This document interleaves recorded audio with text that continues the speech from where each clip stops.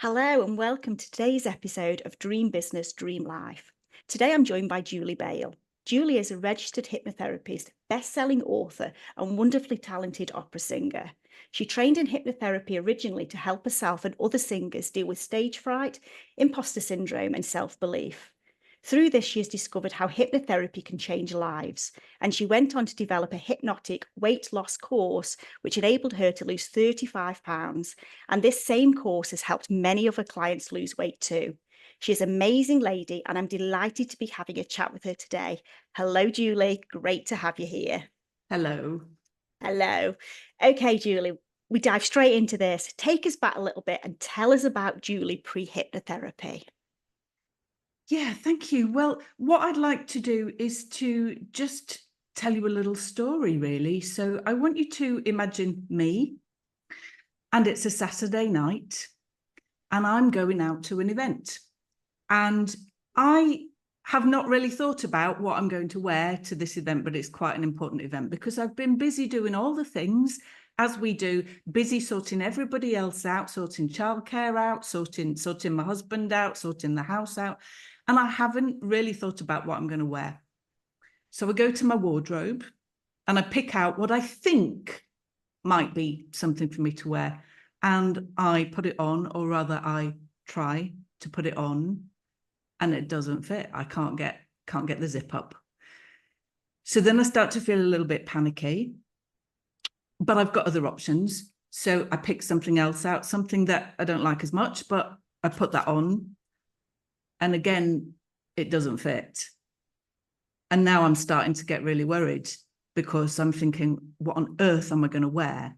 And so I'm trying things, and you can imagine the pile on the bed is going all the trying things on. And every time I look in the mirror, I really, really hate what I see. It's either if I can get it on, I look awful in it. Most things I can't get on. Things that I was certain that I couldn't. I wasn't even thinking, how on earth can I not fit into this anymore? Eventually, I just sit down on the bed and cry and think, I'm not going to go. I'm not going to go to this event. Now, that's a true story about me, but it's not just once it happened. It happened time and time and time again. And it's a story about me, but I've heard that story from so many other women as well, whether it's going through their wardrobe or in the shop changing rooms where it's even more horrible. And that hopelessness that you feel and that despair that is then tied in wrongly to your self-worth. So suddenly you feel like you're worth nothing because nothing in your wardrobe fits you. And it all becomes linked together to value. And you feel like you have no worth anymore. And that's the position that I have been in at many different points in my life. And often I talk about dieting and how I started dieting as a child and how those messages that I was given about my body not being good enough and the messages that I heard from other people about you should be this and you should be that and not fitting in at all, literally fitting in to clothes, but not fitting into this image of how I should look. What was just drove me to spending a life of self-loathing. When I looked in the mirror, I did not see the person who I thought I was in my head. And so that's really where everything started. My journey with hypnotherapy did come out of a need to feel safe on stage again, a need to not be feeling terror when I was on stage again. But always there at the bottom of everything, no matter what I achieved in life, was this, but you can't control your weight, can you? You can't control how you look, can you? And that's not good enough. And so then when I discovered hypnotherapy, then when I had this light bulb moment of all the things, can I use hypnotherapy to help me lose weight? And it worked. Then there's my mission, because I know how horrible it feels to have your worth linked to how you look and not being able to do anything about it. But then having lost lots of weight, I realized that actually it's not about the weight at all. It's not about how you look. It's about how you feel about how you look. And that's where the hypnotherapy really came in, because there, using those tools, I was able to then just replace the negative thoughts that I had, the horrible thoughts that I had. First of all, become aware of them, and then replace them with better thoughts and make those the habitual thoughts. And so eventually, when I looked in the mirror, I mean, not always, I think we all have, and I say women, but actually I work with men as well who do really, really well with the courses and have exactly the same insecurities as we do. But, now you can start to rebuild that self-worth, that self-esteem, that confidence in how you look, and not have it linked to the numbers on the scales. Yeah, and I think how we feel about ourselves in terms of whether that's how we look, whether it's the color of our hair, me and my grey hair, my obsession with that. That's why I've gone blonde, to try and disguise the grey a little bit. We see ourselves so negatively, don't we? But that has such a huge impact, not just on how we show up, on the places that we allow ourselves to show up, the things that we allow ourselves to do, the things that we, the things that we do within our business are massively impacted by how we feel about ourselves in our body. So I think it's amazing that you have found something that, yes, ultimately will help people to lose weight, but it's so much more than that, isn't it? And it isn't just about weight loss, is it? To some people, it won't be about the weight loss. It will be about, as you say, accepting who they are and what they've got. And I absolutely love that. And I feel that completely, because I absolutely have been that person. And, I've been that person when I've been terribly painfully skinny, and I've been that person when I've been overweight. How you look and feel has a massive impact on how you show up. And ultimately, I think if you feel better, you grow your business better. As a business owner, I think it's amazing. So I love that. I love that. What made you step into hypnotherapy? How did hypnotherapy jump out and say, here's something? Was it brand new to you? Was it something you'd sort of come across before? Well, I'd always been curious, as I think so many of us are, and didn't really know very much about it at all. But it's quite, I mean, we all love a bit of magic, don't we? And unfortunately, hypnotherapy does still and can still be regarded as a magical thing. And I am very, very much part of the movement to move the perception of hypnotherapy away from magical thinking. But for sure, that is how I came into it in the first place, being curious about it. And I had been a smoker as a student, which is a crazy thing for a singer. Well, a crazy thing for any person to do, to be fair. But as a singer, even worse, because the breathing mechanism is so important, particularly in the style of singing that I like to do, which is classical singing, opera singing. And so I wanted to give up smoking, and this was in 1997.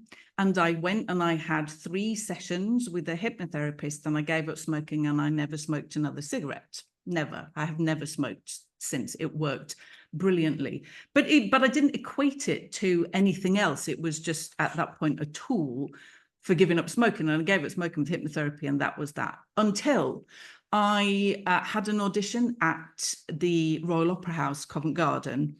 And I had never had any fear with singing, performing, anything like that before. But this particular time, and of course it was a big thing, the biggest thing. And I went and I sat in the waiting room at the stage door of the Royal Opera House, and suddenly realized I was terrified, absolutely terrified. Petrified is a better word. You turn to stone. Petrified.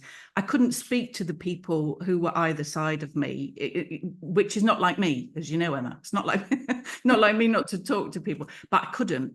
And I felt sick, and my thoughts were just crazy, and my palms were sweaty, and I couldn't breathe, all of this stuff.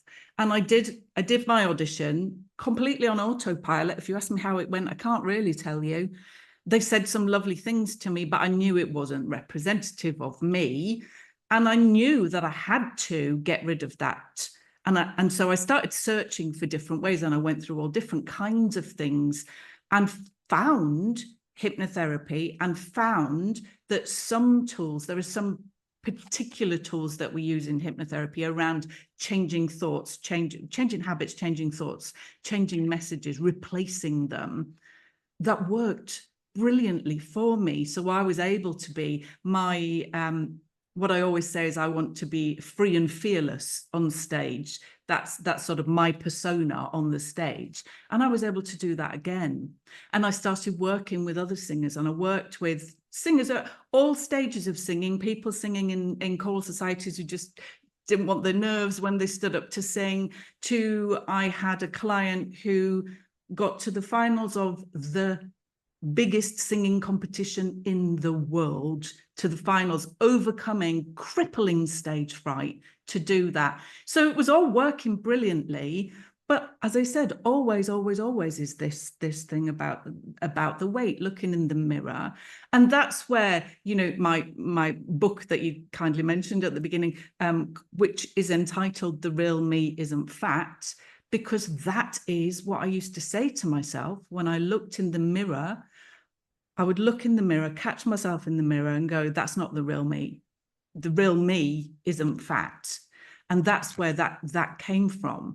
And so there was this thought, I wonder if hypnotherapy could be used to help me to lose weight, because just as you said about business, for so many of those of us who've been on a diet all our lives, it really does keep you stuck. When I've lost the weight, then I will. You know, when I've changed these things about me that I don't like, when I'm happy, when I've lost that stone, you know, then I will. And that is exactly what I have found from the people who I've worked with on this program. Yes, they've all lost weight. That's the first thing. But it's not the only thing, because once they've lost the weight, then they realize that they need to deal with these messages that are there, the self-critical voice that's been going on all the time, that's led to this in many ways. But once they've lost the weight, that's not the end. Once they've lost the weight, then we need to deal with those ugly messages that we have taken on board and used as sticks to beat ourselves with all our lives. And then once that is sorted out, which again, hypnotherapy works so brilliantly for, once that is done, then what is the real me? Who is the real me? What can I do now that I can put down that burden of being obsessed with food, being obsessed with looking in the mirror, being obsessed with not liking photographs of myself, so that there's suddenly all this free time that you can use to invest in your business. Yeah. And I think that's the thing, isn't it? When people want to lose weight, it's not necessarily because they want to lose weight, as in they want the scales to give them a smaller number. That's a Brucey bonus, isn't it? It's the thing they want to do when they've lost the weight, because they don't feel that they can do it. And sometimes people can't do it. You know, that's a fact of life, isn't it? Sometimes our weight can stop us doing some of the things that we want to do. But ultimately, it's the thing we want to do once we've lost the weight that is our driver, isn't it? And so is that the thing that you would say is the reason people come to you? It's the thing they want to do rather than the weight loss? No, because I think because we become so obsessed, and we have become a weight-driven, obsessed society, unfortunately, you know, with everything that goes on in the media and so on. People come because they can't see past that. You know, they really can't see past that. But what they realize then, once they realize they can lose weight, and you know, my program is really simple. It's about retraining your thoughts so that you have a better relationship with food so that you don't feel out of control around food, as so many of us have been trained to do by the diet industry, by dieting. We've been trained to fear the buffet table. Oh no, I can't go, there's going to be a buffet, I'll have to eat everything there. We've been trained to fear it, and so we empower ourselves to do that. And then what that leads to is realizing, well, if I can do that, then what else can I do? I can do so many other things by just simply learning how to control my mind, how to train my mind to do the things that I want in life, rather than allowing it to be trained to be afraid to do things. Yeah, which makes sense, which makes complete sense. And I'm happy to share my little story here. For I've done Julie's 4-week course. It's like an introductory course, isn't it? Your 4-week course. So it takes you through the basics, I suppose, the foundations of what you need to do in order to start your journey in terms of weight loss. And I think it's fair to say I was one of the skeptical ones, wasn't I, that came along. I wasn't sure. I didn't understand it. And I think that's the right word to use. I believed it worked because I had seen Julie's results. I had seen her clients' results. I'd seen her results. I'd seen all of that stuff. So I absolutely believed it worked, but I didn't understand how it worked. So I was skeptical. I suppose I was one of those that was in this.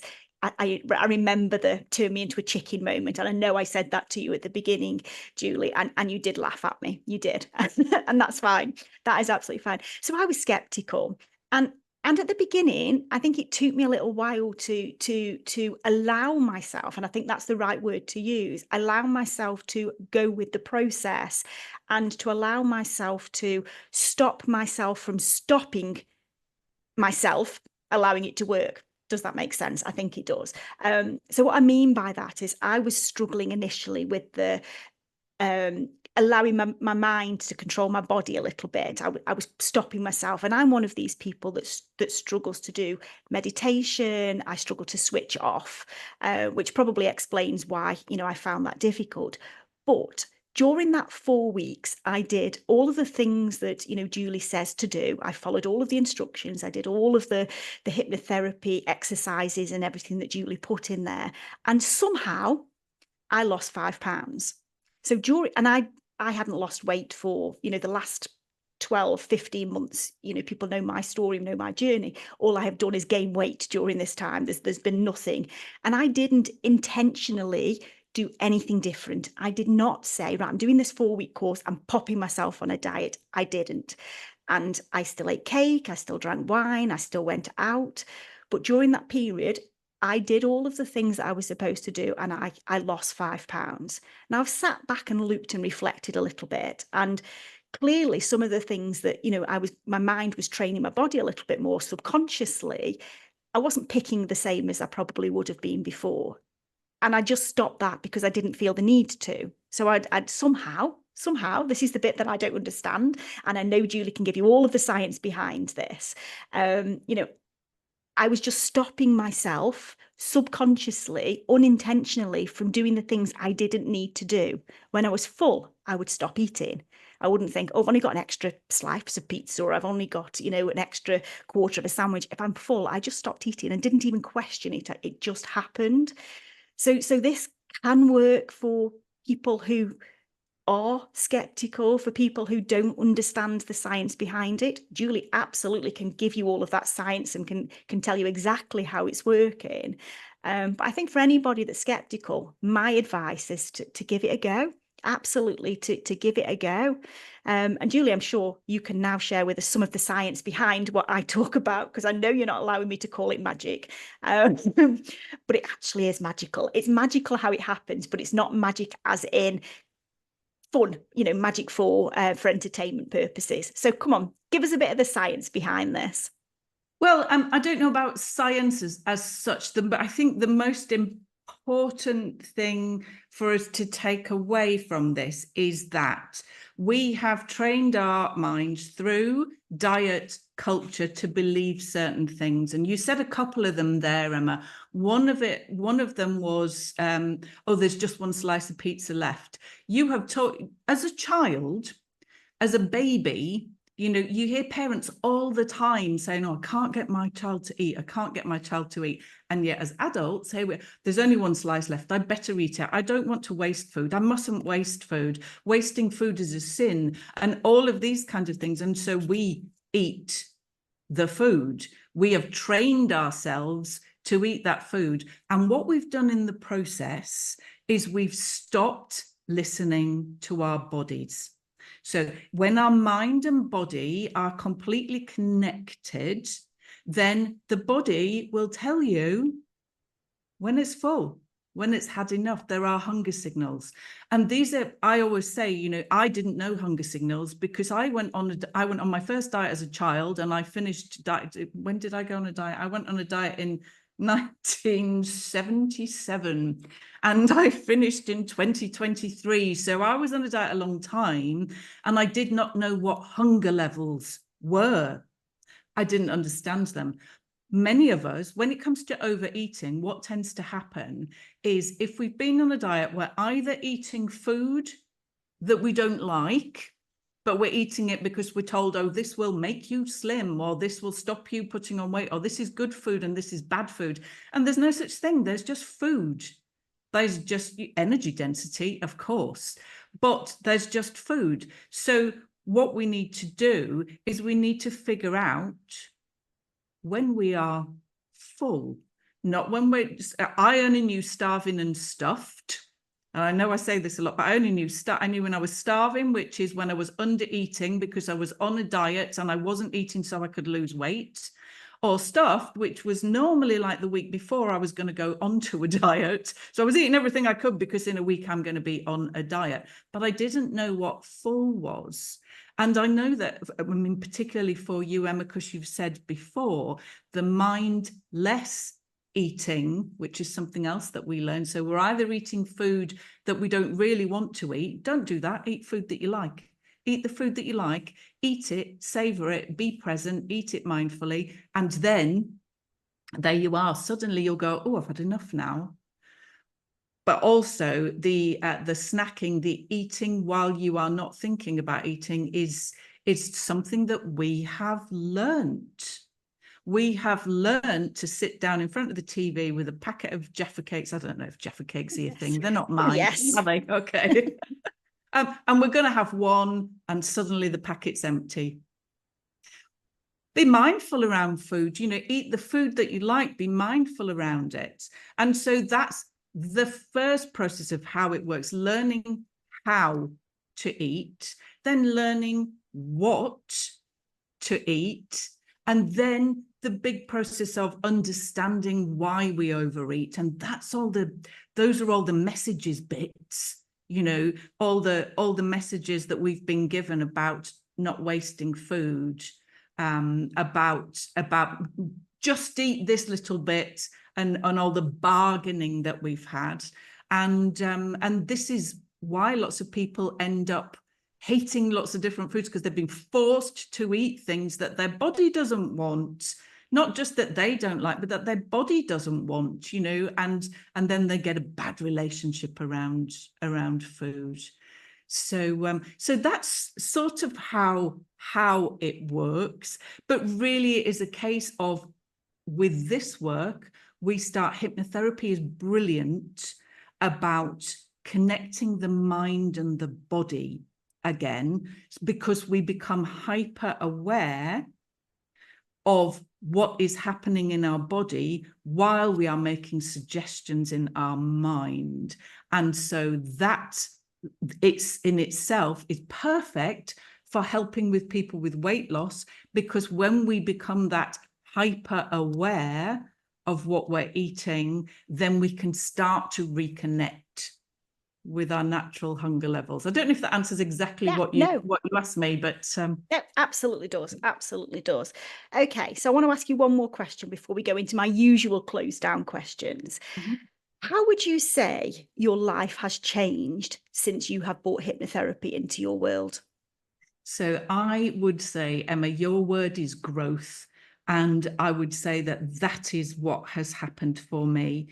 Since I have discovered hypnotherapy, since I've started bringing these tools into my life and helping other people with them as well, I have done so many things that I would never have dared do before, that I never would have dreamt that I could do before, and I would not have put myself forward for them as well. So what has happened for me is that certainly my self-esteem has gone through the roof, and I'm able to say yes to so many more things that normally I would have said no to. Yeah. And you have, in this last probably only 6 months, is it really? This last sort of 6 months, you have said yes to some and absolutely amazing things. Do you want to share some of those with us?